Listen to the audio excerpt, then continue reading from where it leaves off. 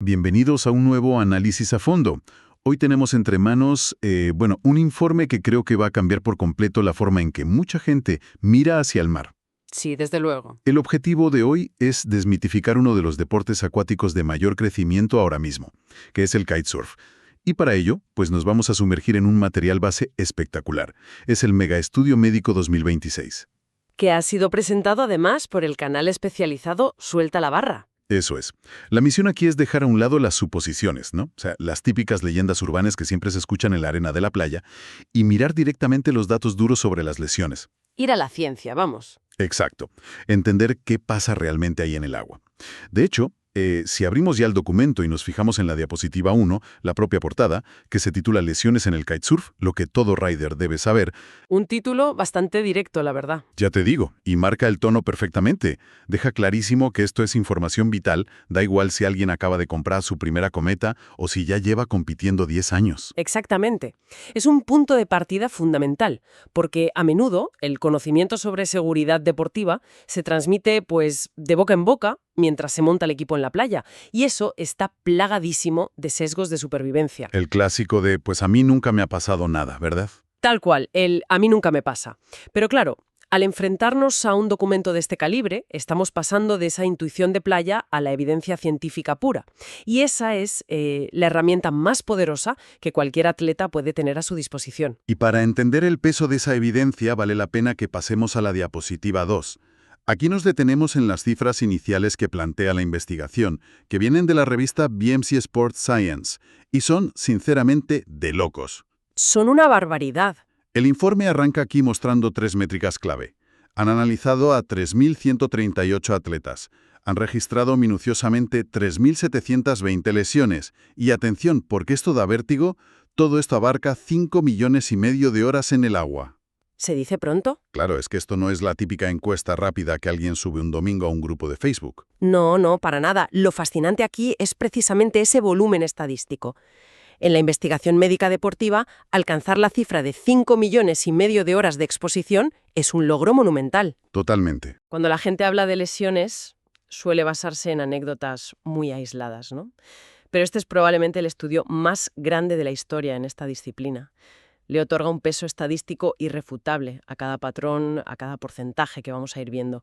Cuando el conjunto de datos es tan inmenso, el margen de error estadístico prácticamente desaparece. Pues vale, vamos a desgranar esto, porque si pasamos a la diapositiva 3, el primer gran golpe sobre la mesa lo da el informe abordando el mito del deporte extremo. Esta parte me encanta. Es que rompe los esquemas. Vemos esta comparativa que pone frente a frente la realidad y los mitos. El kitesurf registra 4,8 lesiones por cada 1.000 horas de práctica. Ajá. Y justo al lado, para dar un poco de contexto, muestran que el fútbol, o sea, el típico partido de domingo, tiene una tasa de entre 4,6 y 9,9 lesiones por cada 1.000 horas. O sea que, estadísticamente, hay el mismo o incluso menos riesgo de lesión navegando con una cometa que jugando una pachanga de fútbol en el polideportivo del barrio. Es un golpe de realidad tremendo para la percepción pública. Fíjate, si conectamos esto con el panorama general de cómo clasifica la sociedad los deportes, el kitesurf siempre lleva la etiqueta de extremo en letras mayúsculas. Claro, siempre. Porque ver a alguien saltando a 15 metros de altura genera una alerta visual innegable en nuestro cerebro. El cerebro asocia esa altura y esa velocidad con un peligro inminente de muerte casi. Es instintivo, sí. Pero luego analizas la biomecánica del fútbol, con esos cambios de dirección súper bruscos, los impactos directos entre los jugadores, las entradas a ras de suelo y, claro, la tensión constante en las articulaciones sin ningún tipo de soporte externo. Y resulta que es un campo de minas estadístico igual o peor. Es curiosísimo cómo funciona nuestra percepción del riesgo. En el fútbol asumimos que, un esguince es el pan de cada día, pero vemos una cometa en el cielo y ya estamos pensando en llamar al helicóptero de rescate. Sí, totalmente. Aunque claro, para entender de dónde viene ese peligro real, en el kitesurf, tenemos que pasar a la diapositiva 4. El documento introduce un concepto que llaman la curva del peligro. Una gráfica súper reveladora. Muchísimo. Aquí ilustran cómo la experiencia actúa literalmente como una armadura. Al principio, si miramos el nivel principiante, la tasa de lesiones es un terrorífico 65, o sea, una zona marcada en rojo como de riesgo altísimo. Exacto. Pero a medida que la experiencia avanza, la curva se desploma en picado. Pasa a 9,7 en aprendiz, baja a 3,3 en intermedio, 1,9 en avanzado, hasta llegar a un minúsculo 1,1 en el nivel profesional.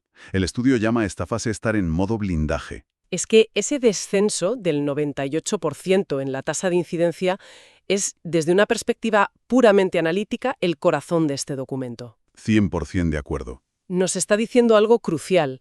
El kitesurf en sí mismo, como sistema de navegación, no es inherentemente peligroso cuando se ejecuta con la técnica adecuada. Lo verdaderamente peligroso es la fase de aprendizaje. Claro. Durante esas primeras horas en el agua no hay memoria muscular, se carece de control fino sobre la barra y, sobre todo, no se sabe leer el entorno ni predecir qué va a hacer el viento en el próximo segundo. Básicamente que la cometa manda sobre el aprendiz, en lugar de ser al revés, ¿no? Eres un pasajero. Exacto, eres un pasajero. Pero a medida que acumulas horas, el cerebro automatiza las reacciones de seguridad.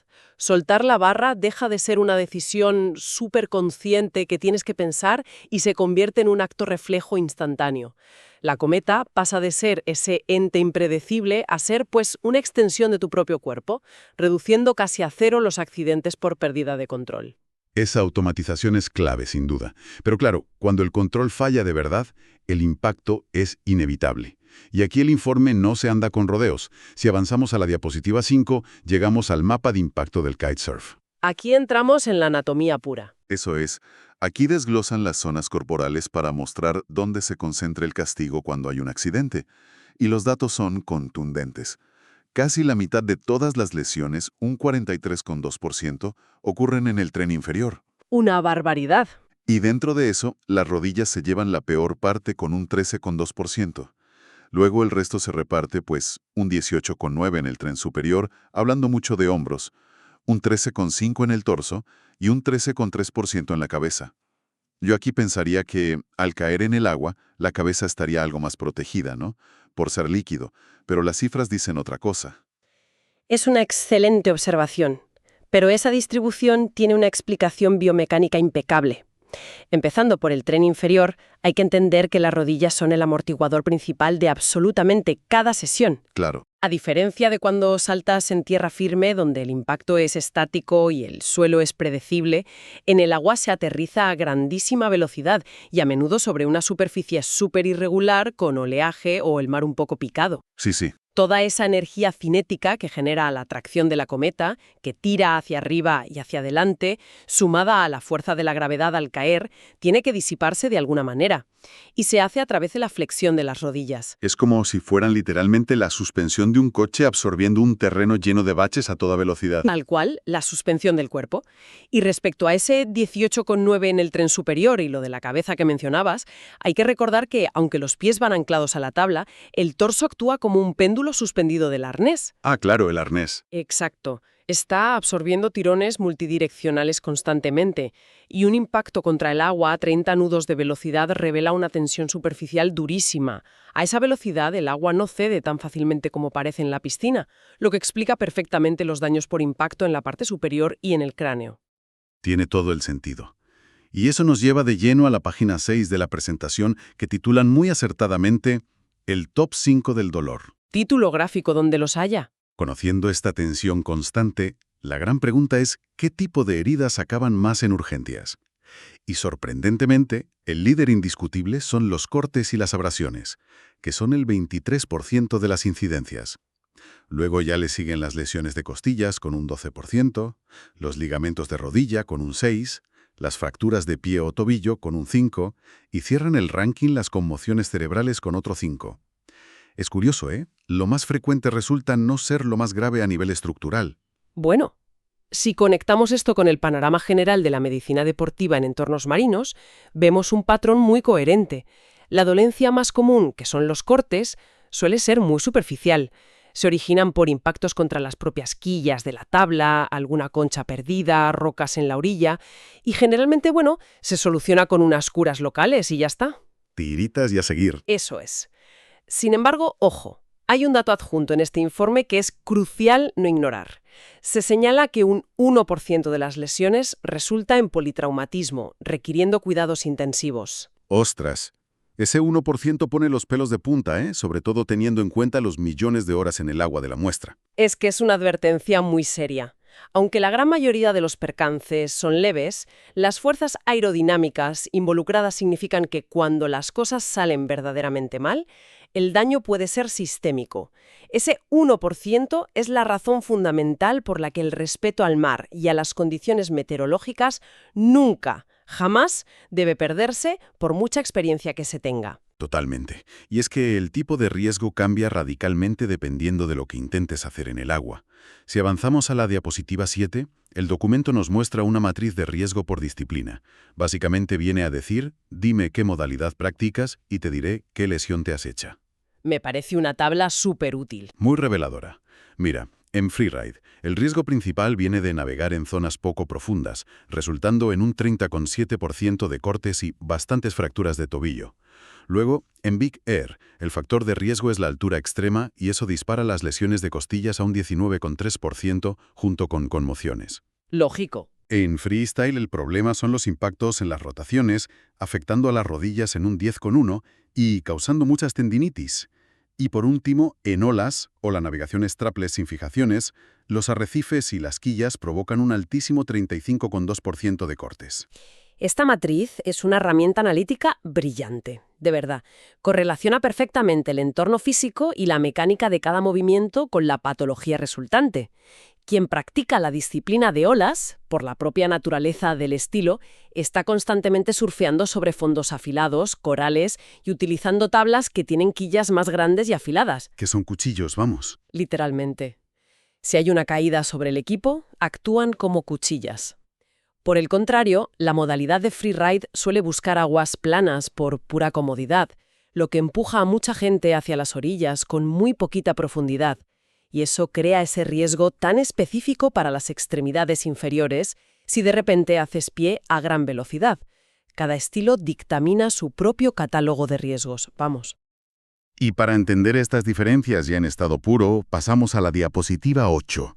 Aquí el análisis contrasta de lleno las dos disciplinas más espectaculares y exigentes, Big Air frente a Freestyle, o como lo llama el estudio, el precio de volar alto. Una comparativa muy necesaria. Por un lado tenemos el Big Air, donde el enfoque es el impacto de altura. Hablamos de gente cayendo desde 20 metros.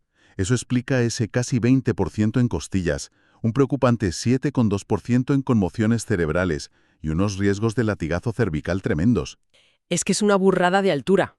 Y por otro lado, el freestyle cambia completamente el paradigma hacia la torsión y tensión. Aquí la técnica implica aterrizar desenganchado del arnés con una fuerza brutal, y eso dispara los problemas en los ligamentos de rodilla al 10,1, y añade lesiones en los dedos y luxaciones de hombro.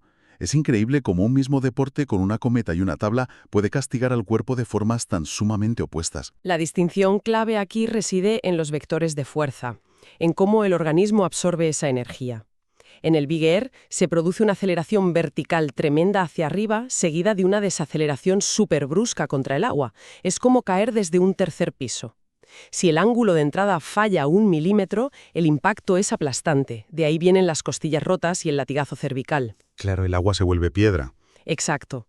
En contraste, en el freestyle, la cometa vuela muy baja, casi paralela al agua, y tira hacia adelante con una violencia explosiva, mientras el deportista realiza giros, a menudo pasándose la barra por detrás de la espalda en el aire. O sea que ese aterrizaje se hace a veces totalmente a ciegas, absorbiendo todo el impacto de golpe. Así es.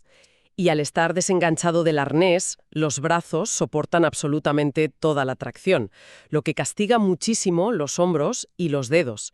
Además, claro, absorber ese tirón horizontal masivo, solo con las piernas medio flexionadas, crea el escenario perfecto para la torsión de los ligamentos cruzados. Son dos universos físicos completamente distintos dentro del mismo mar. Y a veces, fíjate, el peligro más grande no viene ni de la altura ni de dar 1000 vueltas en el aire, sino que está escondido justo debajo de la superficie. Esto es súper importante. Si pasamos a la diapositiva 9, centrada en los peligros en el agua para el freeride y las olas, lanzan una revelación que seguramente va a romper los esquemas a más de uno. Para el 72% de los practicantes, que son los de freeride, el mayor enemigo no es el viento fuerte, es el fondo. Efectivamente. Las zonas de aguas planas y poco profundas son, según el texto, trampas para los tobillos, derivando en ese 6,2% de fracturas. Y para quienes surfean olas, pues se subraya de nuevo que el material propio y los arrecifes ocultos son las amenazas reales. Es una paradoja fascinante sobre nuestra percepción del riesgo. La intuición natural humana te sugiere que alejarte mar adentro, hacia aguas superprofundas y oscuras, es lo verdaderamente peligroso. En cambio, buscar la comodidad del agua cristalina y plana cerquita de la orilla, donde ves el fondo perfectamente y haces pie, parece el refugio ideal, ¿verdad? Claro, da muchísima más seguridad psicológica. Sí, pero biomecánicamente es un error gravísimo. Si viajas a gran velocidad y pierdes el control en 30 centímetros de agua, el cuerpo impacta contra la arena sólida casi instantáneamente. No hay profundidad suficiente para que el agua frene la caída en absoluto. Vamos, que te clavas. Te clavas. El pie se clava en el lecho marino de golpe, mientras la inercia de todo el resto del cuerpo sigue avanzando a 30 por hora. Ese entorno de apariencia tan inofensiva es, estadísticamente, una de las mayores trampas ortopédicas que existen en esta disciplina. Hay que desconfiarte de esa falsa sensación de seguridad. Totalmente. Bueno, avanzando un poco por los datos demográficos, si pasamos a la diapositiva 10, el informe llega a una segmentación muy detallada sobre los riesgos físicos por género. Y me gusta porque las estadísticas se exponen de una forma súper analítica y muy neutral. Sí, muy científica. En el caso de los hombres, los mayores riesgos se concentran en las costillas y el menisco. Pero ojo a esto, destaca una nota de comportamiento que señala un riesgo 4 veces mayor de sufrir politraumatismos. Ajá. Por otro lado, en el caso de las mujeres, los riesgos apuntan más a conmociones cerebrales, latigazo cervical y ligamentos de rodilla, con una probabilidad de entre 2 y 8 veces mayor de sufrir este tipo concreto de daños.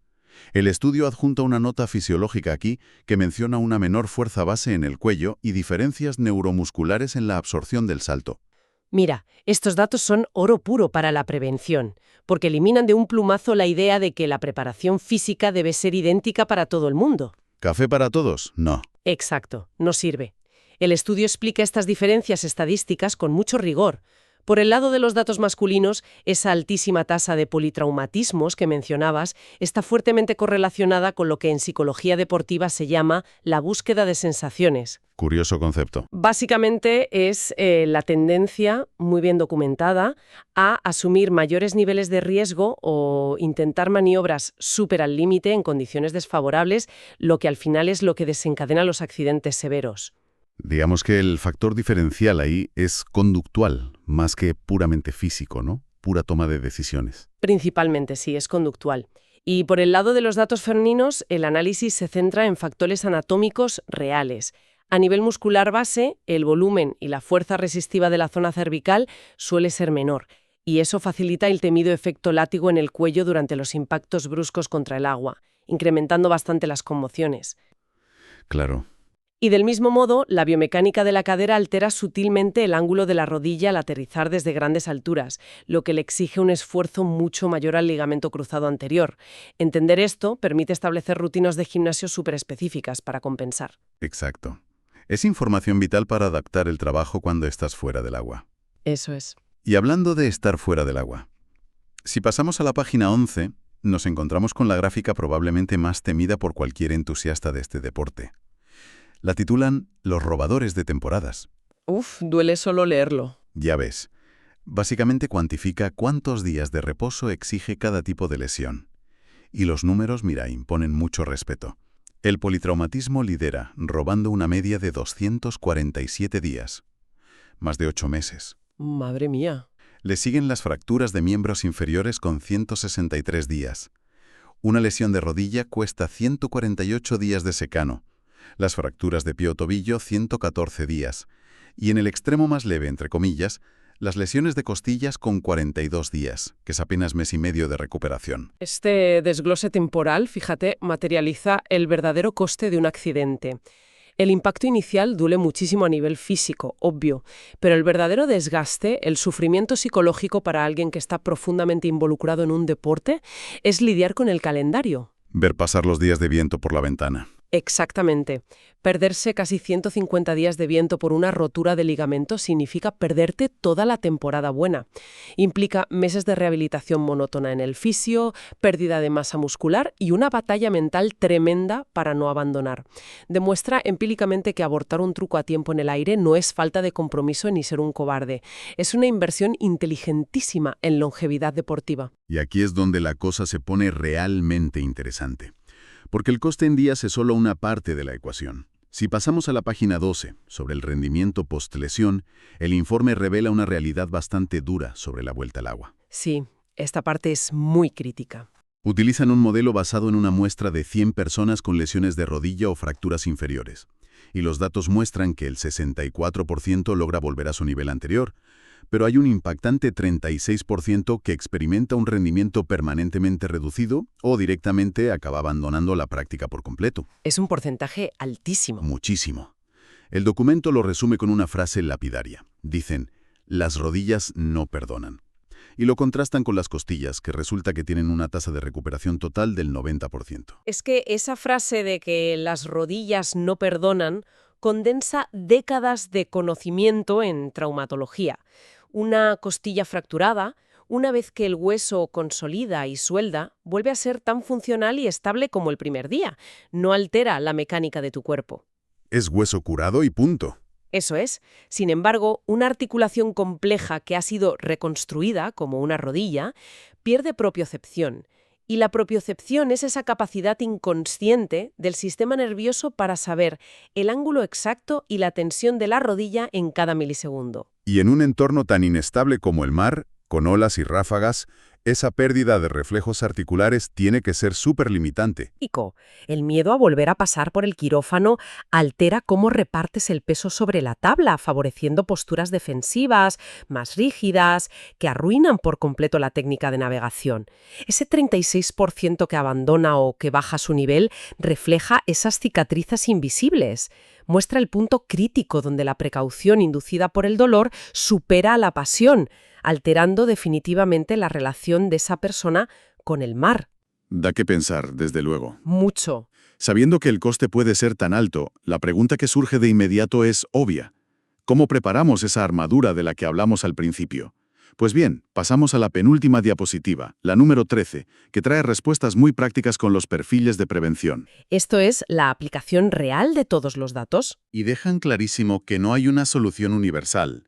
Mira, para los principiantes, la clave es usar chaleco, usar casco y, sobre todo, navegar siempre en aguas profundas donde no se haga pie. Fundamental. Para los perfiles de Big Air, recomiendan chaleco de impacto premium, de los buenos, y fortalecer muchísimo la musculatura del cuello. A quienes practican freestyle, les exigen rodilleras y machacar los isquiotibiales en el gimnasio.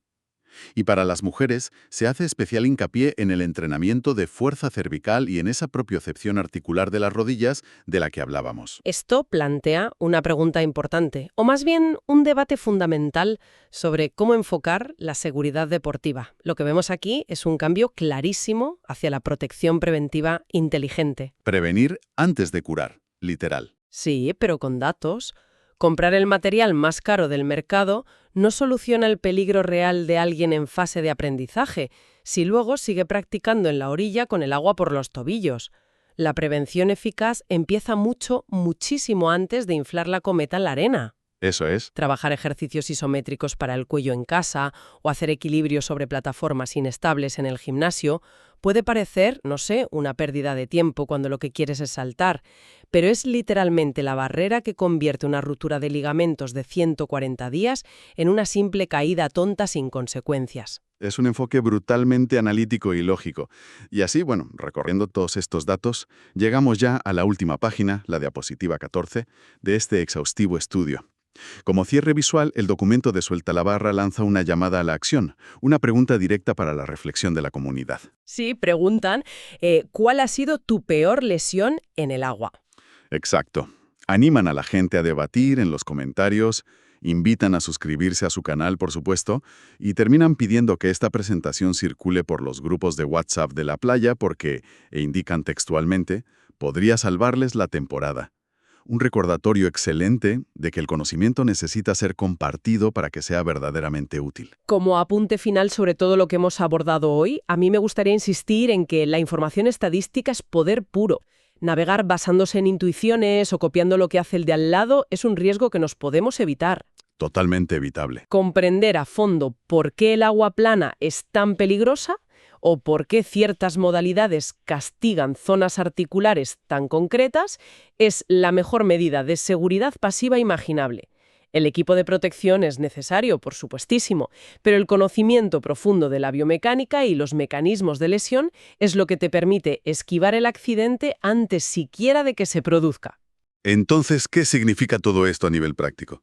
Hemos analizado hoy millones de horas de datos, curvas de experiencia que dictan con precisión quirúrgica quién se lesiona, y realidades ortopédicas que rompen todos los mitos sobre lo que consideramos un deporte extremo. Así es. Pero dejando por un momento a un lado las matemáticas y las métricas puras, queda una reflexión pendiente a raíz de este informe. Si la inmensa mayoría de las lesiones graves ocurren por inexperiencia inicial, o más adelante por un comportamiento guiado únicamente por el exceso de confianza y la búsqueda de adrenalina pura, Sí. ¿hasta qué punto el verdadero deporte extremo no está en dominar la fuerza del viento, sino en lograr dominar el propio ego justo antes de engancharse a la cometa? Gran pregunta. Tal vez la pieza de seguridad más importante de todo el equipo, y la más difícil de ajustar, sea precisamente la mentalidad que llevamos debajo del casco. Una idea bastante interesante para darle un par de vueltas la próxima vez que empiece a soplar el viento fuerte en la playa. Muchísimas gracias por acompañarnos en este análisis a fondo.